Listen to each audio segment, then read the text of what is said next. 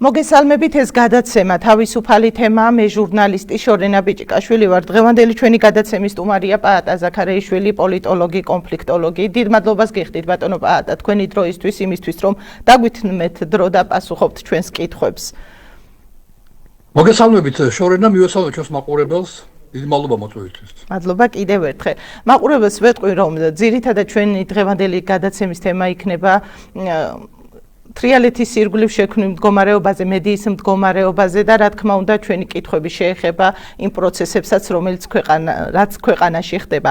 ბატონო პაატა, თქვენ იცით და მაყურებელმაც რომ უკვე 9 იანვრის მერე გვადევს ინკასო დაყადაღებულია ტელეკომპანიის ანგარიშები და ფუნქციონირება თითქმის შეუძლებელია. აქ არა იცით თქვენ ხომ ეს რას ნიშნავს თუმცა ეს ყადაღა დაიწყო გასული წლის ივნისიდან დროდადრო მოგვიხსნიდნენ ყველა ხელახალი ყადაღა ინკასო ახალ კრიტიკულ სიუჟეტს ემთხვეოდა მე არ ვამბობ რომ მანამდე თქვათ არ გადიოდა რამე ისეთი თემა იმ საჭირბო როტო საკითხებზე რომელიც მოსახლეობას აწუხებს ვერავინ ვიტყვის იმას რომ ვინც მოსულა მისი ხმა ჩვენ ეთერში არ გაჟღერებულა თუმცა მწვავე სიუჟეტები როდესაც იყო სუსის უფროსზე ბიძინა ივანიშვილზე ამ მათ კრიტიკას ეხებოდა ასევე პრემიერ-მინისტრის ირაკლი კობახიძის მეორე დღეს უკვე ტელევიზიას ედებოდა ინკასო. რასთან გვაქვს საქმე რომ გითხრათ? მაყურებელს რომ აუხსნათ კიდევ ერთხელ. ამგვარი ხომ არ ნიშნავს ეს იმას რომ თუ არ გაჩუმდებით ჩვენ ამ ფორმით გაჩუმებთ. რა თქმა უნდა, ეს აშკარა ჩანს რომ ქართული ოცნება გადავიდა უკვე კაფეოდ გამოკვეთილ, გამოხატულ ავტორიტარულ რეჟიმზე. ამდენს ცდილობდა რომ ასე საჯარო არ ყოფილიყო.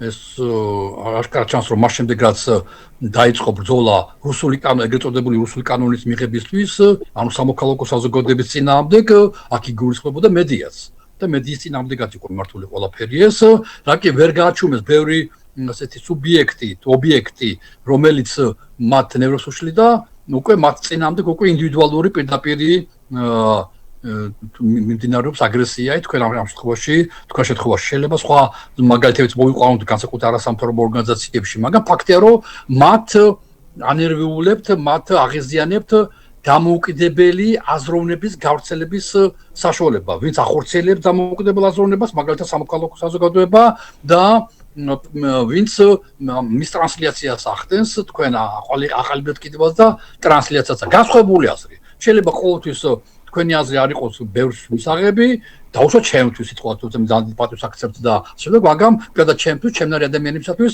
სიტყვის თავისუფლებაზე უზენაესი არაფერი არაა. რაც არ უნდა არ მომწონდეს მე ვინმე მოსაზრება, მე ყოველთვის მხარში ვდგევარ ასეთ მოსაზრებებს, ვინაიდან როგორ თუ მე ვთვლი რომ მე მართალი ვარ და ჩემი მოსაზრება შეიძლება იყოს გავრცელებული, რატო არ უნდა იყოს გავრცელებული სხვისი მოსაზრება, როდესაც მე არ ვეთანხმები, მაგრამ ის თვლით რომ მართალია. ამიტომ ბუნებრივია ავტორიტარული რეჟიმებისთვის მიუღებელია. ეს არის ბოლშევიკური აზროვნება, როცა სადაც ვარ მე, იქ სხვა არ უნდა იყოს. სხვა აზრის განხორციელება, განვითარება, გავრცელება დაუშვებელია. ვერ იტანენ ისინი განსხვავებულ აზრს. ამიტომ სამოქალაქო საზოგადოებას და მედიას ისინი თანაბრად ებრძვიან ყველანაირი ფორმებით.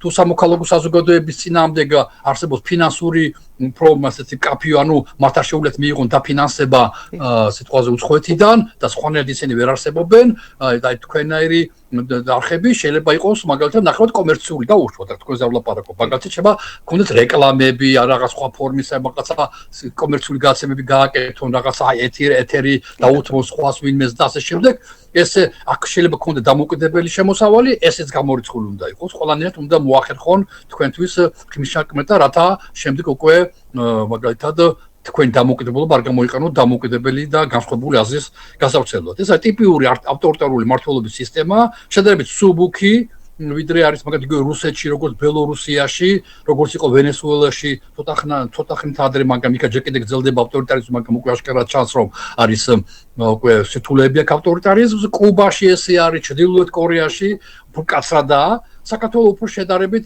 შეესაბამება დაბალი თქვათ ასე კლასის ავტორიტარიზმი, იმიტომ რომ რესურსები არ ყოფილა, პოსტაპოლიციურ რეჟიმი არ არის, მკაცრი, ფული არ აქვს, ბევრი, ამიტომ ცდილობენ ასე დაშინებით, ფინანსური მაგალითად წყაროების გადაკეტვით გააჩუმონ მაქსიმალურად ყველა, ბევრი და ვინც არ ჩუნდება, მე უკვე ინდივიდუალურად ცალსაკე მიადგენ და ინკასოების და რაღაც გარკვეული ფორმებით უკვე ცალსაკე ინდივიდუალურად აი ომში რომა როცა რაღაც ყურამქვევი ყველას ესურს და მოცელავს ადამიანს, მე მიადგებიან და ვინც ოცხალია ჯერ კიდე იმათ მე უკვე ადგილზე ხრეტენ, ვინც სიცოცხლის უნარიანია, მაგრამ შეიძლება დაჭრილია რა. აი დაახლოებით ახლა ეს მომენტია, როცა ვინ განადგურეს მთელი თუშებას ეთქოს პირობები, რათა არ იარსებოს დამოუკიდებელმა მედიამ, არ იარსებოს სამოქალაქო სექტორმა, მაგრამ ვინც მაინც ავლენს სიცოცხლის უნარიანობას, ვისაც ჯერ შეუძლია ხმის ამოღება, ანუ თავისი იარაღის გამოყენება, თქვენი ეს იარაღი არის სიტყვის თავისუფლება, მაგრამ მისი გავრცელება, არა? ან ვისაც შეუძლია მაინც განაგზოს მაინც ხმის ამოღებას, მე მათ წინააღმდეგ უკვე მიმდინარეობს ინდივიდუალური დახვრეტები, ინდივიდუალური თუ შეიძლება ასე ითქვას რეაქცია და თქვენ სამწუხაროდ ეს ხართ ერთ-ერთი სამწუხარო მაგრამ ღირსეული ნიმუში თქვენ ღირსებას იცავთ და გაგრძელებთ ბრძოლას ნებისმიერ შემთხვევაში ეს არის რა თქმა უნდა საამაყო და მიხარია თქვენ ასეთი ტელევიზია არსებობთ და მინდა გისურვო წარმატება და გიცხადებ სოლიდარობას. ბატონო პაატა, თქვენ წლებია პროცესებს მრავალი წელია აკვირდებით და იცით რომ ჩვენი ტელევიზია არის სპეციფიურ რეგიონში ოკუპირებული რეგიონია ჩვენს რეგიონს და ჩვენ წლებია გვაქვს ამ ხრივ სპეციფიური გამოცდილება რომ კონფლიქტებზე მუშაობდით, მათ შორის მედია ცენტრი იყო 2008 წლის ომის დროს ჩვენს ტელევიზიაში და მინდა ხაზი გაუსვა რომ ჩვენ არა მხოლოდ უშუალოდ კონფლიქტებზე მუშაობთ, არამედ ამ ადამიანების, ვინც კონფლიქტის ზონაში ცხოვრობენ, მათი ყოველდღიური ყოფითი პრობლემებითაც ვინტერესდებით, ხომ? ცენტრალური არხები შეიძლება დაინტერესდნენ, როდესაც გატაცება ხდება ადამიანის ოკუპანტების მიერ და ასე შემდეგ, მაგრამ რაც ადამიანებს აწუხებს საოკუპაციო ხაზთან, ამ ყოფითი პრობლემებით ჩვენ თითქმის ყოველდღიურად ვინტერესდებით და სამწუხარო აი ისიც ახლა რომ თითქმის ამ სოფლებში პირველ კლასში ბავშვები აღარ მიდიან ახლა. მე მინდა კითხვა ასეთი დაგისვათ, როდესაც ასეთ რეგიონში, ასეთი სპეციფიური გამოცდილების მქონე ტელევიზიის გაჩუმებას ცდილობ, ვის უტოვებს, ვის რჩება საინფორმაციო ველია, იმასაც ვიტყვი რომ ოკუპირებულ რეგიონში, ცხინვალის რეგიონში ჩვენ გვყავს მაყურებელი, გვყავს ნათესავები მეორე მხარეს და ისინი გვადევნებენ თვალყურს. და იმ გამოწვევების ფონზე, რაც ქვეყანაში ხდება იმ დეზინფორმაცია პროპაგანდის ფონზეც, აი ვის უტოვებენ, ვის დარჩება თუ გაჩერდათ რეალეთი საინფორმაციო ველი? ეს ძალიან მნიშვნელოვანია, თქვენ სწორედაც თქვენი სამიზნე უფრო მეტად მნიშვნელოვანია ამის გამო, თქვენ როგორ სამიზნე. იმიტომ რომ ჩვენ ხედავთ რომ პრაქტიკულად აი მაგათ ის სამინისტრო რომელსაც მე ხელმძღვანელობდი შედგებისა და სამოქალაქო თანასწორობის სამწო მინისტრ აპარატი პრაქტიკულად გაჩუმებულია. ანუ ხმას არ იღებენ საერთოდ. ხდება უამრავი რამე, რუსეთი რაღაცას იტყვის, მე არავისარ პოტოვებდი ხოლმე, აუცილებლად უპასუხებდი ხოლმე მაგალითად და პრაქტიკულად პარალიზებულია. ჩემი ხმარწმენით მიმდინარეობს მთლიანად კონფლიქტის თემის მიჩუმათება. გაუკვება. რა ხდება ხა მაგალითად რა ხდება ცხინვალში, რა ხდება სოხუმში, პრაქტიკულად ამაზე არავინ არ ლაპარაკობს. აი თქვენ ერთ-ერთი გამოკლესი ესა ვქვათ სახართ მედია. ასე ცოტანი არიან, თანაც უფრო მეტად არაპოპულარო, არა გიგანტი თუ მედიები. ისინი პრაქტიკულად არ ლაპარაკობენ კონფლიქტებზე. აი მე რამდენს მე ამ თემაში ვარ ჩართული და თითქმის იშვიათად თუ მე ვინმე შემეკითხება თუ რა ხდება აფხაზეთში თუ რა ხდება ცხინვალის რეგიონში. ასე რომ ხელისუფლების აბსოლუტურად მთელი ამოცანა რომ დაგვავიწყოს რომ ეს კონფლიქტები არსებობს. რა ხდება იქ ეს ხდება საშინელება იქ რუსეთი ახდენს ანექსიას, ითვისებს ტერიტორიებს, ითვისებს ბიზნესს, სრული ანექსია მიმდინარეობს ზემოქმედეს პოლიტიკაზე და ხელებს უგრეხს იქ განსხვავებულ მოსაზრების ადამიანებს და ასე შემდეგ. არაფერი ამდაგვარი ჩვენთან არ არსებობს. თქო სხვა სახელმწიფო არის ისეთი შტაბ-ბიჭებობა. უცებ თქვენ რომელიც ამაზე ლაპარაკობთ. უცებ ახსენებს საზოგადოებას, რომ იქ საოკუპაციო ხაზის გასწვრივ ცხოვრობენ, ქვია, საქართველოს მოქალაქეები, ჯერ კიდე ინარჩუნებენ მეურნეობას, ურთიერთობებს, იქ ხდება გატაცებები, აუცილებელია რა საშინელი გატაცება იყოს და ასეთი სერიოზული დაპატიმრება. იქ არის უამრავი სხვა ფორმის გატაცებები, დაშინებები, ჰაერში სროლა, ხალხის გამოყრა, უამრავი რამე ხდება, თქვენ ჩემზე კარგად იცით. ხშირ შემთხვევაში ხაზის საოკუპაციო ხაზის გასწვრივ ადამიანებს ძალიან რთული ცხოვრება აქვს. ვერ გასულან შეშის მოსაჭრელად, ვერ გასულან საქონელი ვერ გაურეკავთ, საკმაოდ შორს რათა ეშინიათ რა დაკარგონ საქონელი და უამრავი თემებია, რა თქვენმა მაყურებელმა ძალიან კარგად იცის. აი ამის უნდათ რომ ეს არ იცოდეს დანარჩენმა საქართველოს.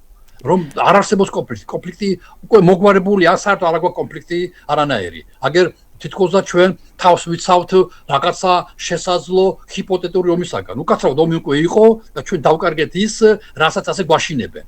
რუსეთმა რის სახება უნდა აიღო უკვე 2008 წელს მოახერხა ეს გააკეთა მან. რაც მან გააკეთა 2008 წელს საქართველოში, ეხლა ის აპირებს ასეთი დაახლოებით ასეთივე ქვია შედეგი მიიღოს უკრაინაში. ამიტომ თვითონ ვერ უკრაინელი ხალხი ღირსეულად ეწინააღმდეგებიან და ამიტომ ვერ ახერხებს რა აიღოს ის ტერიტორიები, რომელიც კონსტიტუციაში გააფორმა. ამიტომ ეხლა ტრამპისა და სხვა საერთაშორისო რაღაც გარკვეული მოთამაშეების საშუალებით ცდილობს მიითვისოს ის, რასაც იარაღით ვერ იღებს. ანუ რუსეთი განაგრძობს, ცოტა გააკეთა ეს, ცოტა აღარ ჭირდება მან, ვის სადაც ელოდნენ რუსეთს ხინვალში და სოხუმში, მან ეს ტერიტორიები მიიღო აითვისა. ეხლა შესაბამისად ქართულ ოცნებას სურს, რომ ეს ყველაფერი დაივიწყო და შექმნან ახალი ომის ვითომდა ილუზია. რუსეთს საქართველოს მეტი არაფერი არ აინტერესებს. სადაც ელოდნენ აიღოს, დანარჩენ საქართველოში მათ არ ელოდებიან რუსეთს. აი რომელი რეგიონი შეიძლება წარმოვიდგინოთ, რომ რუსეთს მიესალმოს ის როგორც მიესალმენ მაგალითად ცხინვალში და ქვია სოხუმში ცხოვრები დარჩენილი მოსახლეობა, თქვათ ასე. თქვენი ცით რომ ეს საქართველოს თავარია, ქართლოცების თავარია შეინარჩუნოს ძალაუფლება და კონფლიქტები ერთ-ერთი ყველაზე უხერხული ესე თემა არის, რომელზეც უწევს მუდმივად პასუხისგაცემა. გაიხსენეთ გორელება, როგორ კაცრად უპასუხეს ივანიშვილს, როცა მან ბოდიშის მოხდის ქვია რაღაც გარკვეული ესე ქვია სურვილი დაანონსა. მაშინ პირველად პრაქტიკულად გორი წააგო მაშინ ქართულ მოწნებას შემდგომ არჩევნებზე. ასე რომ აშკარად შეოსო ქვემო ქართლში არ არის პოპულარული ამ თემებით манипуляция, სპეკულაცია და რუსეთის ინტერესებიდან გამომდინარე გარკვეული ნაბაჯების გადაგება. ამიტომაც თქვენი ტელევიზია, რა თქმა უნდა, მათთვის ასეთი უხერხულია, რომელიც ვერ გაიქცევა. წარმოვიდგინეთ, ქვემო ქართლში არსებობს ტელევიზია, რომელიც როცა არ ახსოვს ქართულ-რუსული კონფლიქტი, აბსურდულია. რუსეთის შემოჭრა, რუსული აგრესია. გამორიცხულია ესეთი ტელევიზია არსებობს ქვემო ქართლში. ამიტომ ბუნებრივია, თქვენ მათთვის ძალიან თქვენ მათ ნერვებს უშლით, ორი აზრი არ არსებობს. არჩევნების თემასაც შევეხებით აუცილებლად, თუმცა მანამდე მინდა მაყურებელს შეახსენოთ ბატონო პაატა, რომ რა მნიშვნელობა აქვს დემოკრატიული სახელმწიფოს მშენებლობისთვის მედიის როლზე, ზოგადად იმ პროცესების ფონზე მედიის როლი რა არის, თუნდაც სოციალურ-ეკონომიკური მდგომარეობის კუთხით, პოლიტიკური გამოწვევების კუთხით, რაც ხდება ქვეყანაში, მედიის როლი ამ შემთხვევაში რას ნიშნავს? შეიძლება ვიღაცისთვის საზოგადოებაში იყოს ესეთი აზრი, რომ არა უშავს თუ არ იარსებებს თრიალეთი. და სიტყვის თავისუფლებას და გამოხატვის თავისუფლებას. ამერიკის კონსტიტუცია მიღებულია მე-18 საუკუნეში და პირველ 10 შესწორებაში ამერიკის დამფუძნებლებმა უკვე შეიტანეს სიტყვის თავისუფლების კონცეფცია. უკვე მე-18 საუკუნეში. ეს იყო სიტყვის თავისუფლება ერთ-ერთი მთავარი მონოპოვარი იყო, ქვია, იმაში რა ქვია იმისთვის მონოპოვარი იყო ბუდისტში.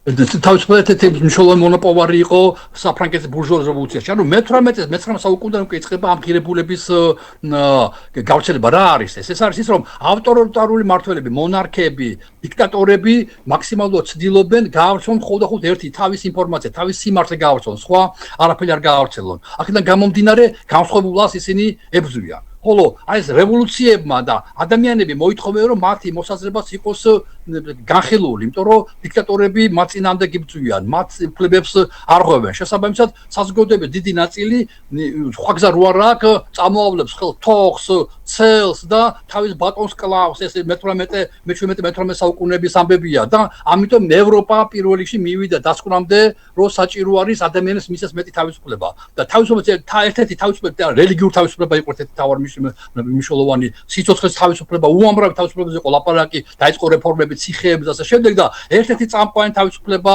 ეს არის სიტყვის თავისუფლება და გამოხატვის თავისუფლება, რომ ადამიანი არის თანასწორი, ღმერთმა ყველა შექმნა თანასწორად, ამ პრინციპიდან ამოდიოდა იმდროინდელი ფილოსოფოსები და ვინაიდან ყველა შეკვეთ თანასწორად, ყველა თანასწორი უფლება აქვს თავისი მოსაზრება გაავრცელოს, მეფეს აქვს მეფური უფლება გაავრცელოს თავის მოსაზრება, გლეხს აქვს გლეხური უფლება გაავრცელოს. ანუ არავინ არ უნდა იყოს შეზღუდული თავის სტატუსში.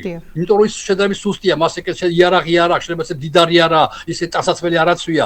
მიუხედავად ამისა ყველა ადამიანი თანასწორია და თანასწორია ყველა პოზიციაში. ყველა შენ დაიბადე პრინცსა და პრინცესად მეფის სამში სასახლეში კი ბატონო ეს თქვენი უფლებაა მაგრამ ეს არ ნიშნავს რომ შენ სხვა უნდა ჩაგრო ამიტომ ერთ-ერთი ყველაზე გარანტირებული ფორმა თქვათ ასე ადამიანის უფლებების დაცვისა ეს არის მას მიეცეს საშუალება თავისი სიტყვა მიაწოდოს მმართველს ან სხვა გრუპს თავის თანატოლებს თავის მაგალითად ოპონენტებს მნიშვნელობა არა რომ მას კონდეს საშუალება და ამიტომ ნელა წამოვიდა გაზეთები ხდებოდა ინფორმაციის გავრცელება მე როცა არ არსებობს სიტყვის სამსუბუქო არსებობს ჭორები იმანეს გააკეთა როგორც წესი ადამიანი ვინაიდან ადამიანს ჭირდება უსაფრთხო გარემო ის ყველგან ეძებს საფრთხეს რათა საფრთხიდან თავიდან აიცილოს საფრთხე თვითონაც და ოჯახშიც ააცილოს საფრთხიდან ამიტომ ჭორები ძალიან ეფექტურად მუშაობენ და საჭირო რაღაცა სანდო წყარო ინფორმაციის გავრცელებისა გაზეთები იყო ესეთი მე რადიო შემოვიდა მე ტელევიზია შემოვიდა ეხლა ინტერნეტია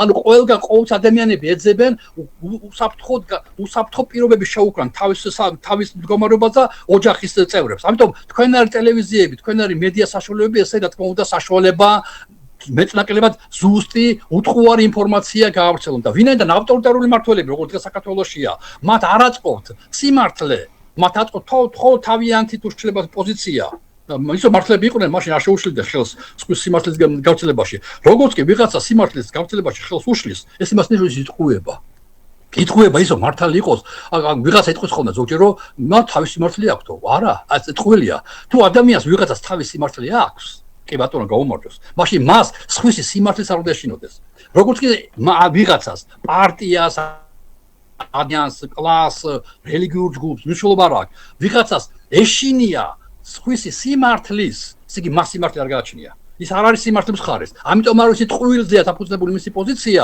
ამიტომ არ ებრძვის ყველა სხვა სიმართლებს. შენ თუ მართალი ხარ, სხვის სიმართლე უნდა შეგეშინოს. აი, სიტყვის თავისუფლება იძლევა საშუალებას, გამოხატვის თავისუფლება იძლევა საშუალებას, რომ ყველა ადამიანს კონდეს ისეთი პირობა, რომ მოქალაქემ ამორჩეველმა არჩევნების დროს, თუ რაღაც გადაწყვეტილების მიღების დროს, ზუსტ ინფორმაცია კონდეს. ეს პარტია ამას თავაზობს, ეს პარტია იმას თავაზობს. ქართულოცნება კი არ უნდა მეუბნებოდეს, მე რა არის ევროკავშირი. ევროკავშირი უნდა მეუბნებოდეს, რა არის ევროკავშირი.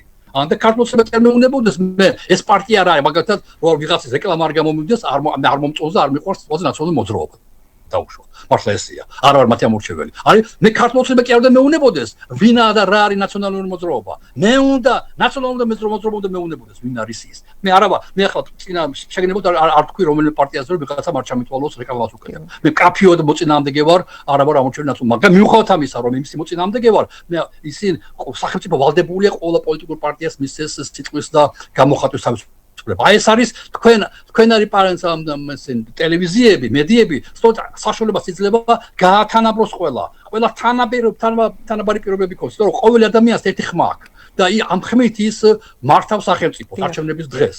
და ამიტომ მან უნდა იცოდეს ზუსტად ვის უკან რა სიმართლეა და არა ისო ვიღაცა მოუყვეს მას ის რას ამბობს ეს რას ამბობს. კი ბატონო პაატა მკითხავთ ამასაც აუცილებლად უნგრეთის მოვლენამ უნგრეთის არჩევნებმა რა დაგვანახა საქართველოში აი თუნდაც რეგიონებისთვის რა დაანახა რიგით მოქალაქეს პოლიტიკოს პარტიებს აქვე აღნიშნა რომ შიდა ქართლში არც ერთი ოპოზიციური პარტიის ოფისი აღარ არსებობს არ არსებობს იმიტომ სამწუხაროდ რომ მათ რესურსები არ გააჩნიათ ამისი. ადრე ხო არსებობდა რა. ანუ ეს იმას ნიშნავს რომ რესურსები უკრებათ, მაგრამ ეს ძალიან სამწუხარო ფაქტი. მიუხედავად ამისა, უნგრეთს მაჩვენა რომ რაც არ უნდა წნეხი იყოს ზემოდან, ყოველთვის არსებობს თავარი ენერგია, თავარი ძალა, ეს არის ამორჩეველი ხალხი.